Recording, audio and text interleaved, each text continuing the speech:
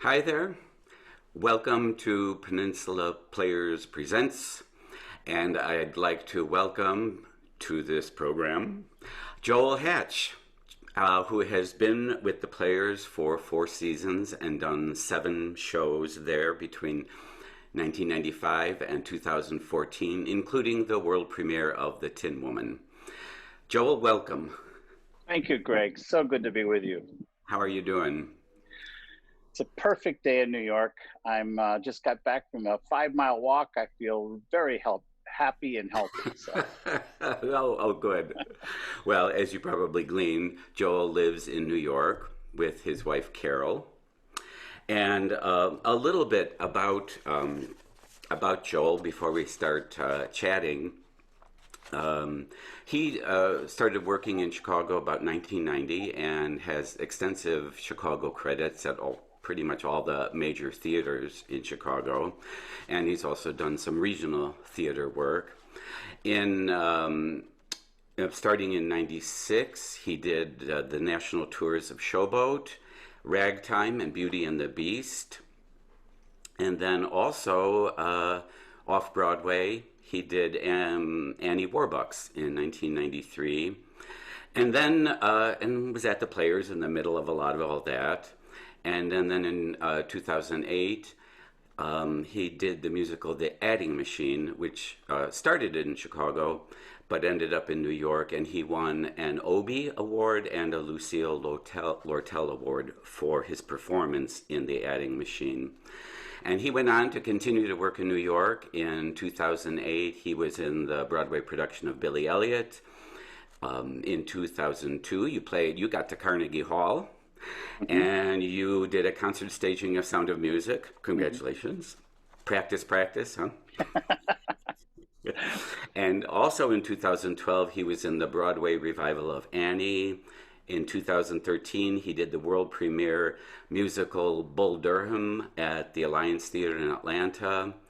And in 2015, I think it was, and correct me if I'm wrong, you started working on the musical Come From Away, which up until very recently you were doing on Mhm. Broadway. Uh, Joel also has many film and TV credits, including the film While You Were Sleeping. He's been on The Good Wife, Boardwalk Empire, Elementary, The Blacklist, which is great stuff to do. And as I said, he lives in New York with his wife Carol and is also the father of 2 sons. We can chat about those later. So I'm interested in finding out. I mean, you are in the middle of a wonderful career, which is just great because you're very, very talented. Thank you. You're very nice. And but I'm really curious about where did this theater bug come from, or this ailment? It was a combination of things because where I grew up on a farm in southern Minnesota, there was no theater Hmm. program per se. We would do these little class plays to make money to go on the class trip, but that's about it. And it wasn't until my senior year of college, and I worked up the nerve to audition for the musical that the theater department was doing. It was South Pacific, Hmm. and they cast me as Emile Debec. Wow. Yeah. So I was thrown into the fire Yeah. and frightened out of my mind, but at the same time found it extremely exhilarating. And my college years, I really didn't know what I was going to do. I had just a combination of a lot of philosophy and psychology and history and literature. So I had Hmm. a great education, but no clue as to what I wanted to do. And I thought about going to the seminary, and I worked for 2 years in Hibbing, Minnesota at Our Savior's Lutheran Church as the choir director, youth counselor, slash everything. Uh-huh. And and during that time, a local theater director, Al Reller, said, "We're starting a little opera company called the Masaba Opera Company." And we know you have a good singing voice. Would you like to sing in our opera company? I said, sure. And we did Marta by Von Flotow, and we did Down in the Valley by Kurt Weill, and just a bunch of little things. And I thought that was the most fun I've ever had in my life. Now, so wait, so you were singing before South Pacific. You knew you could sing? I was part of the choir at Concordia, and we toured. I played it at Lincoln Center with the choir singing, as a part of an a cappella choir. So I'd always been a singer. I was a Uh-huh. church choir boy. I sang since I was yay high. I was singing alto in junior high and bass in senior high. So that's been with you forever, Yeah. and so it was. Even though Sound of Music was daunting because it's a big part. South How did that? Pacific. Yeah, South Pacific. Yeah. Yeah, how did it go? They liked it. Yeah, good. My in was that I'd had French in as a freshman, and so I had a fairly good Emile Debec French accent. Gotcha, gotcha. And then, so after college, you were working for 2 years, Hmm. and what was the name of that place again? It was Our Savior's Lutheran Church in Hibbing, Minnesota, a Yep. large Lutheran church up there, and they hired me. I would spend most of my summers in the Boundary Waters, canoeing around between Canada and the U.S. with high school kids, Mm-hmm. and spent the rest of the year directing choir, being a youth counselor, and advising a couple of hundred kids in junior high and senior high. So it sounds like, along with all of that, nature was an important part of your life. Yeah, Yeah, yeah. yeah. So after those 2 years, what happened? Um, I was convinced by this Al Reller, this theater director, that I should look into this. And he said, Mm-hmm. the University of Minnesota has an MFA program, and the only requirement is your audition because it's pre-professional. So he said, I tell you what, I'll direct you, I'll coach you on a couple of scenes. You figure out what song you want to sing, and you can go down and audition. So I got an appointment for the MFA program with a total of about four theater pieces on my resume. Yeah. Nice. Yeah. Yes. So I went down to the University of Minnesota. And the thing is, I think I looked older than, because I've always looked older than I am.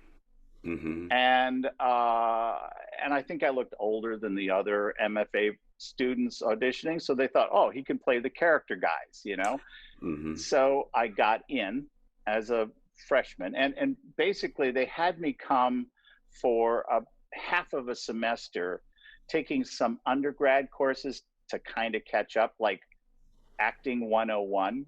They thought I Mm-hmm. should probably have, and maybe a little voice and, some basic things prior to getting to the MFA practice. So I was there as a part-time student, and then for 2 years as a full-time MFA student. And it was a great education. I loved it. So you got your an MFA, and then what happened?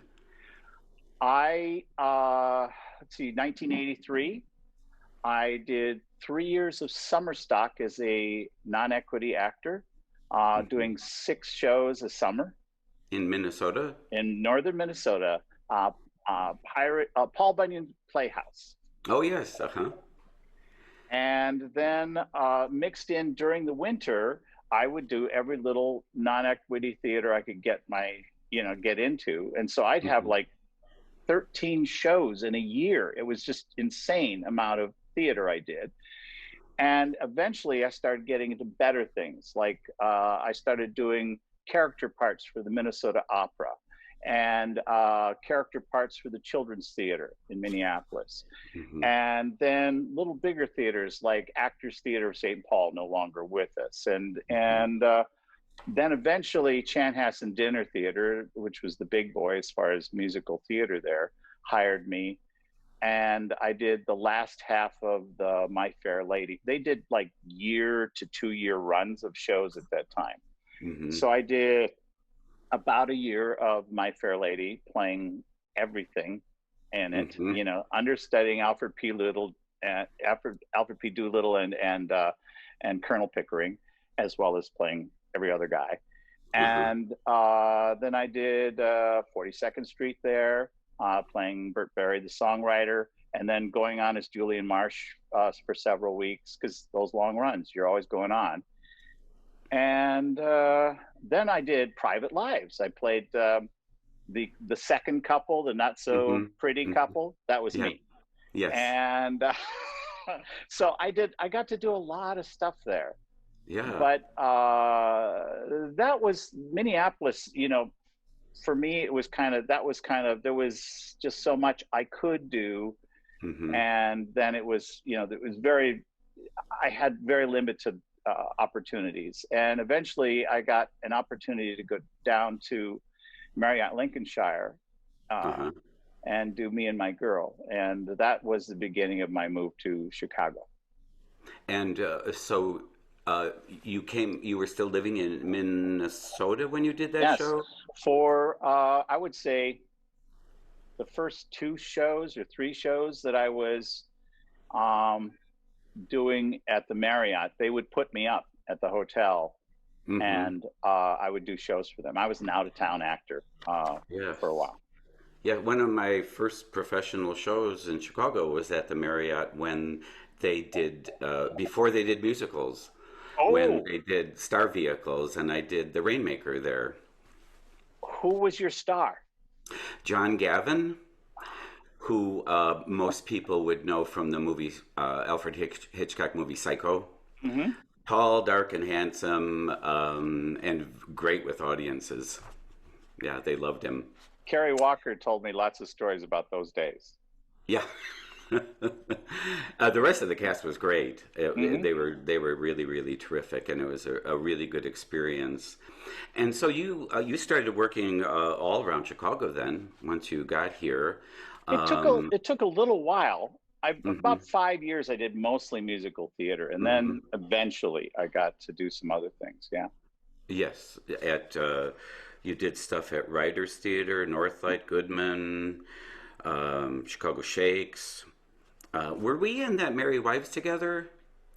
Yes, Carol and and Carol. myself, we all did. Yes, And then Carol stepped in as one of the wives, like yes. less than a month after we opened. She was covering both wives. And we walked in one day and they said, "You're on, Carol." She said, "Which one?" And then walked on and did it. I was amazed. It was amazing. Aura, who was playing the role, had, I believe, broken her foot. Stepped off a bus. And Carol went on, and I think she was in the role for basically a run. I think she did it about 4 weeks, Yeah, it's a long which time. was she had a wonderful time, and it was she. Oh, she was lovely in the role. She was so lovely in the role. Well, everybody took such good care of her there. It was really lovely because everybody, the first time you're on, it's like, I've had 3 rehearsals. Okay. Yeah, she did great. And that set, do you remember the big turntable with the house Hmm. on it and the big chase scene? Oh, that and me in a big fat suit. Oof, We had a lot special. of fun though. Everybody had a great time with that show. It was a beautiful show. It was Hmm. really beautiful. And then while you're in Chicago, you ended up doing some of those national tours, which was great. I'm sure the money was greatly appreciated. I this is the thing about Chicago is that it provides so many opportunities. Mm, When you come to New York, you work in musical theater or you work in straight theater. mm-hmm, Unless you're a television star, then you get to do both. mm-hmm, In Chicago, I was able to do Shakespeare and to do uh, all kinds of straight theater, all kinds of musicals, every different type of venue from a 100 seat house or a 50 seat house all the way up to a barn. So it mm-hmm. it's you get so much experience there. It's the best training ground in the whole world. Well, plus you were, as I said, you were talented and could do all that stuff, which is great. Yeah. I got lucky. I got very lucky. Yeah. Well, luck, I know a lot has a lot to do with it, being in Hmm. the right place at the right time. Exactly. And then somewhere before that, you ended up off Broadway and Annie Warbucks, which That was also started at the Marriott, and uh-huh. we did the premiere there, and there were a couple. Aline Robertson and myself just sort of stuck with it. We ended up doing a tour on the West Coast. Hmm. We spent about a year and a half with that project, trying to get it to Broadway, and actually had negotiated our first Broadway contracts till everything fell through, and we ended up at the Variety Arts off Broadway. So Hmm. Hmm. yeah, Yeah, the journey to Broadway is often fraught. we learned very early that yes, it's a good lesson to learn. Yeah. And then in there is when you started in 95. You did your first two shows at Peninsula Players Theater, Hmm. which were All My Sons and You Can't Take It With You. All My Sons, just a great play by Arthur Miller. And I believe I directed You Can't Take It With You. That's right. I remember when I was working on the blocking for the show, I had the floor plan uh, uh, uh, by me, and I was using pennies to move actors around because there were so Yeah, many people on yeah. stage. It's insane. It turns into bedlam. Do you remember when Brad Mott did that bit with me where he would pick me up over his head and he would helicopter me and then slam me to the floor, and then he'd body slam me, and he'd body slam me, and my feet were downstage, so they'd go up in the air, and Uh, upstage I'd pull off my good glasses and pull out the prearranged bent glasses so that when he got up off of me, I'd come up with bent glasses. That is heaven. That is what I think heaven is. yes, I also remember that during the run of that, it was very, very hot because I think Barbara Simpson Furman, who was playing one of the mothers in that, She was my wife. yeah, I think she nearly fainted or passed out from the heat. It was nasty. It was nasty. And then you went on in '99 to do Communicating Doors by Alan Ayckbourn, which I know we've talked about before. I One of my love that favorite plays, one of my favorite experiences ever. I love play. that cast. I love that script, everything about it. What was it that what were some of the things that you loved about it? The audience never knew where it was going. It was Hmm. always ahead. You never felt the audience like checking out or looking at because they were like, what's going to happen next? Oh Yes. my God. And it scared you. Hmm. It made you laugh. It made you feel, you had Yes. great empathy for the Kate Fry's character. I mean, it's Hmm. so many great things Hmm. about Yes. it that you just love in storytelling. Exactly. That's exactly why I love it because it encompasses all of that. It's like in a whatever 2 hour period, it's a complete entertainment and touching. If, like, Yeah. yeah. And then in 2001, you did The Cherry Orchard by Chekhov and Arsenic and Old Lace. We were in Cherry Orchard together. That's Hmm. right. That was also a phenomenal experience, I thought. Yeah.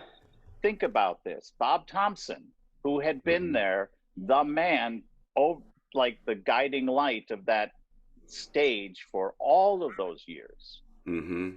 playing Fierce, the butler, the houseman. Hmm. And everybody leaves at the end, and he comes on and he says, where did everybody go? I'm all alone. And we're backstage sobbing. You can't get better than that. Yeah. That was and you were terrific in Arsenic and Old Lace as Teddy. You directed that, didn't you? Yeah, yes, I did. Yeah. And you allowed me. My favorite ad lib of all time. You allowed me to keep it. If you Yes. remember, Teddy's job was to transport dead bodies from the window seat to the basement. Hmm. And so we had to make this dummy, sitting in the window seat, look as heavy as possible and feel like this was quite a, this is Uh-huh. not easy for Teddy. And so we had this very carefully choreographed way of picking the dummy up, and it's all in silhouette. So that's all the audiences see is my silhouette picking this up. And halfway across the stage, I wanted Teddy to have some sort of exasperated, this is a lot. And I knew it couldn't be a swear word because Teddy would never swear. So you allowed me cheese and crackers. That seems appropriate. Laugh every night. Oh, that's funny. Again, that was another show that in the way of communicating doors was all of those things: Mm-hmm. romantic, funny, scary, just and I remember when we put that show in the season, I thought, well, here's an old chestnut that, that should sell well. I fell in love with that play. It's one of the most perfectly written shows I've It ever is. come across. Yeah, it was great. Because And didn't she write it seriously? I don't know the answer to that, Because but the thing I loved about it is it never looked down at anybody. no. Everybody was taken seriously as a Oh yeah. character, even though they were enormous, crazy characters. Yes, yes, yes, yes. Absolutely. And it required some great acting because your character was nuts and and That's not too much acting, no. no. And then in 2014, you came back and did a couple of shows. This time with your wife Carol, Hmm. and we did the world premiere of The Tin Woman by Sean Grennan, and the Agatha Christie, and Then There Were None. Hmm. And I must say, and those of you watching who remember The Tin Woman know that it was a quite affecting play and really got to a lot of people. It was a beautiful, beautiful show. It got to me. It's one of the few pieces of theater that every night it was everything in my power, to focus and not just fall apart for my character. Mm-hmm, mm-hmm. Very emotional. Yeah. Um, and um, and so, I mean, I think you enjoyed your time up at the Players while you were there. I had such a good time. The best thing, and I've told you this before, Yeah. and the gift that you gave me. When I first came to Chicago, all I was ever allowed to do were musicals, and that's fine. Mm-hmm. You can make money doing musicals and you can play interesting characters, but you really want to do something that you sink your teeth in. And the first thing you offered me, All My Sons, Joe Keller. Mm-hmm. Tracy Letts spends 3 years working on Joe Keller. Mm-hmm. That is something that every actor dreams of. You Mm-hmm. know, and right off the bat, and you didn't let up. Look at the things I got to do there over the years. um, Communicating Doors, Tin Woman, when we did Cherry Orchard, Lepakin in Cherry Orchard, which was an amazing role. I mean, there's so many great roles in theater that I got to play that I'd never get to play, and eventually I got to play something like those, but it's Mm-hmm. because I had the experience there that I was able to feel like, oh, I could do this when I got those Sure. opportunities later on. Well, it's funny, as you well know, like, for example, in Chicago, I probably am most known, I think, as a Shakespeare actor, Yeah. whereas in Door County, I'm not noted for that since we don't do Shakespeare. But you've experienced that yourself. You can get slotted into the musical theater world Hmm. very easily when people like you, I think of Erica Elam, who's noted in Chicago for doing improv work, but she's a fabulous actress, as you Oh are a my God, fabulous yes, she's actor. one of my Yeah, favorites. Yeah, yeah. yeah. And it's great when you have the opportunity to be, more well-rounded. Um, I did want to ask you about, I think probably something that was very special in your life was this production of the adding machine, because it kind of changed your direction of things. Tell us a little bit about what that was and how you, yeah, it's an interesting project. Well, years ago, Josh Schmidt, who wrote music for Writers Theater, we both had worked at Writers Theater together. Hmm. He had designed sound and wrote music underscoring for shows at Writers Theater, and we got to know each other quite well. We'd work together. Hmm. And one day he comes up to me, we're working on something. He says, "I'm writing an opera for you, Joel." I was okay, Josh. That's a nice thing. Thank you. And I said, "So what's it about?" And he said, "Well, you'll be playing Mr. Zero." I said, "What's not to like? Mr. Zero." And he said, "In the first 5 minutes of the show, he kills his boss." Okay. Wow, this is not your normal musical or opera or anything. And then several years later, every now and then he'd send me music that he was writing for it. And I was going, wow, this is crazy. This is crazy. And because it's not your normal musical by any stretch Hmm. of the imagination. And it would change time. The thing that's interesting with Josh is I had this song about halfway in that's it's his confession, Zero's confession, in which in court he confesses to the murder. Hmm. It's a 9-minute song. Wow.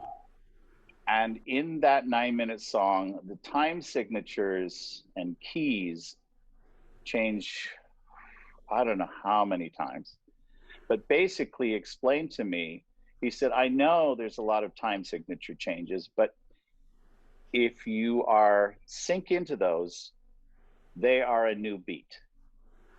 They are a new thought," Uh-huh. which saved me in the end. Yeah. Because every time I'd hit that I knew exactly where I was going. And I Hmm. knew exactly what I needed to say. Hmm.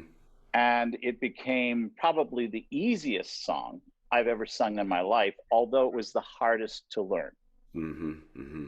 Hmm. because everything dramatically was scored. Wow. But That's that's how he composed, really composed with the actor in mind. So that piece, and then you add, and then Jason's job taking this 3-hour play by Elmer Rice, the Adding Machine, and bringing it down to a 90-minute book and score. hmm That's crazy.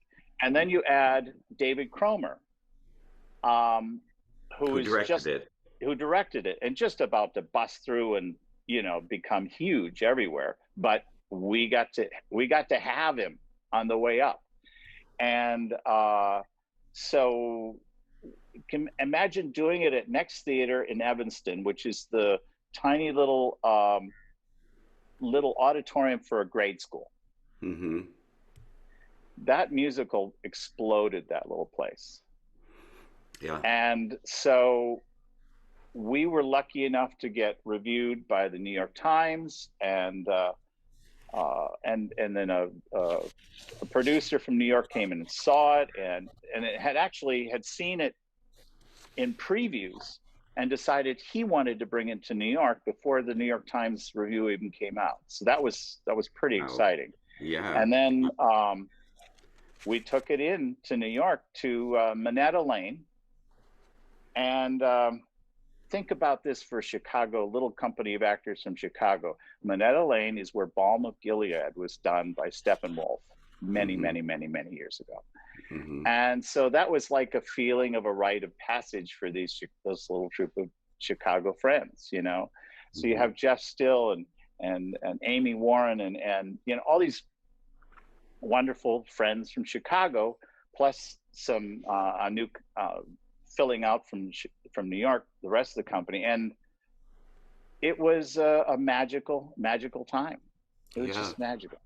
You got a wonderful review in the New York Times that said you gave a marvelously sustained and contained performance without a shred of false sentiment. And of course, getting good words from the New York Times is always a big deal. And then you went on and won a couple of awards for that, which was It's very pretty nice. cool. And was that the thing that sort of then launched your career there, or were you thinking you would stay there, or? It was, yeah, I had no, I thought, this is what I told Carol. I'm going to go into New York. I'm going to do this for 6 months and then I'll be back and we'll get back to doing Chicago theater. That's what I thought. I mean, we were ensconced. This is where we want to be. Mm-hmm. But during the time I was in New York, the creators of Billy Elliot saw the show and they called me in for an audition. Mm-hmm. And I had a 45-minute audition for them. And a couple of days later, my agent that I just signed with here in New York called me up and said, "You're on Broadway."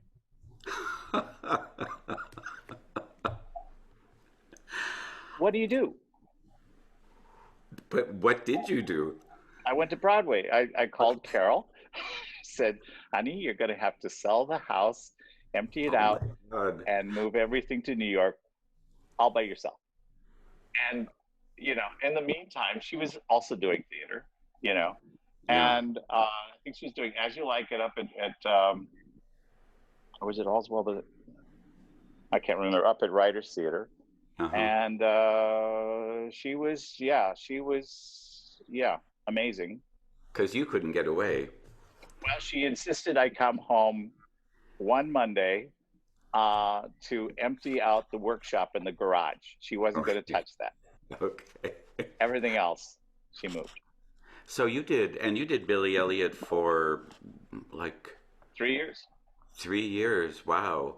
That must have been, I know in having done some long runs myself, it can be you go through different periods of time when Hmm. it's harder than others and sometimes it just flies by. But New York is an expensive city and having a Broadway production contract was, The only way you can be in New York, really. hmm Anybody who tries to come here and just make it, I mean, you better be young and ready to wait tables because it is just too hard. It's just too hard.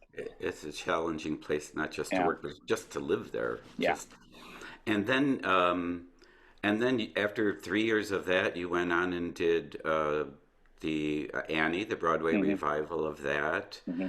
and a show, a world premiere, Bull Durham, and then which is all great stuff that you continue to work in New York like that. And then tell us about Come From Away, which is what you were doing when they closed Broadway. Your involvement with that show, which is just, if people have not seen it yet, Yeah. when things come back, you have to see it. It's just a most wonderful show. It's the luckiest job I've ever had in my life. It's Hmm just so incredible. Um, I got a script sent to me by my agent. He said, "I want you to read this." And I said, at the time, I was working on another new musical with Josh Schmidt and David Cromer, based on the old Western, The Searchers. Uh-huh. And I was like, "Oh, this is what I want to do." And then he sent me the script. I said, I really want to be involved with this thing." He said, "I think you should look at it."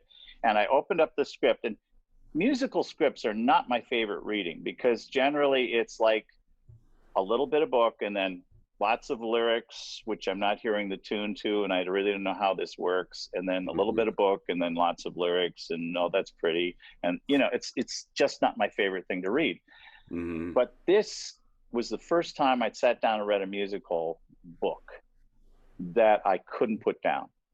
And I was laughing and I was crying and I was laughing and I was crying. It's like, wow, this is the most amazing story I've ever, you know, been involved, got to read in just in its, and this is like an early draft. It's not nowhere near. So we went out. I For got though, cast. for actually, Joel, for people who may not know what that story is, could Okay. you briefly? On September 11th, when air traffic was shut down to the United States, those planes coming across from Europe and coming across from Asia had to land somewhere. So they landed in Canada, they landed in South America, they landed anywhere but the United States.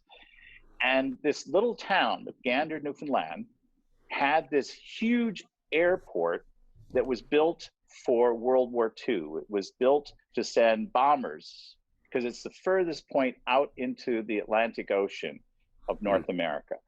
And it was built to send bombers over to do runs over Europe and then come back.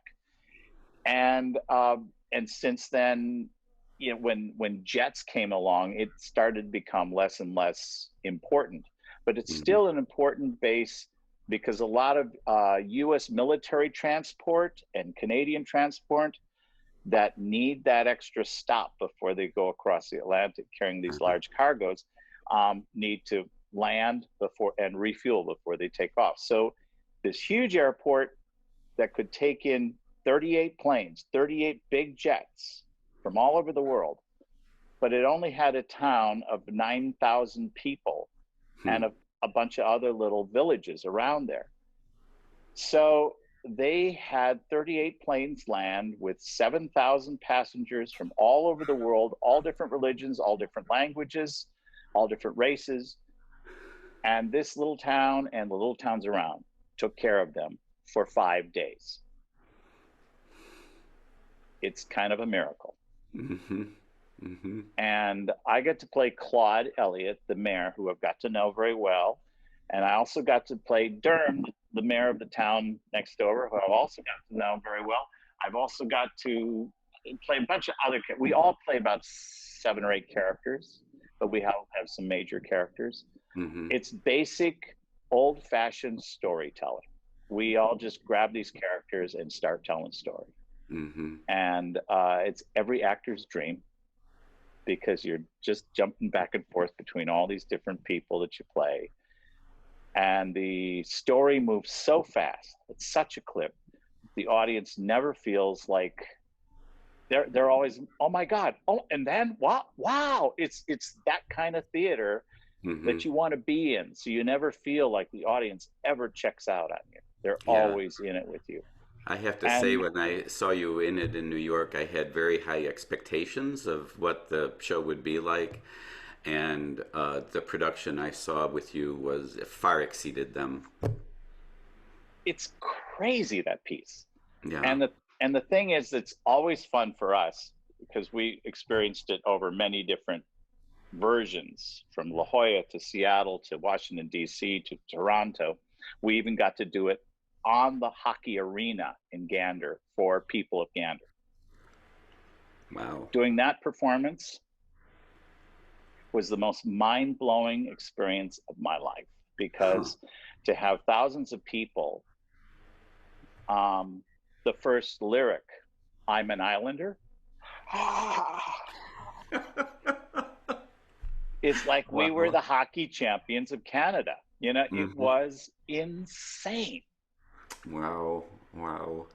Well, I know that everything is down now, but I certainly hope that come all comes back sooner than later. And how fortunate for you to be part of an experience like that. That's incredible. The best thing that's carrying me through all of this Mm-hmm. is being in the room when the show comes back. That's what I'm looking forward. That keeps me going, to Mm-hmm. know that I will be in the room when theater returns. And I'm sure you feel the same way, you know, Yeah. about bringing theater back to Door County. Mm-hmm. People, when they see it go away, they realize, oh my God, that's something I really did miss. It's something that's left a void in my Mm-hmm. life. Mm-hmm. And to be able to be there when they first hear words from the stage is going to be a gift. I agree. I agree. Joel, I thank you so much for being with me today and doing this. It's great to see you, great to Oh, chat and catch up. And I I hope that day comes real fast. it's not going to come soon enough for either one of us. Yes. All right. Well, you take care of yourself. My best to Carol. Thank you. And we'll talk soon. All right. Take care. Bye bye.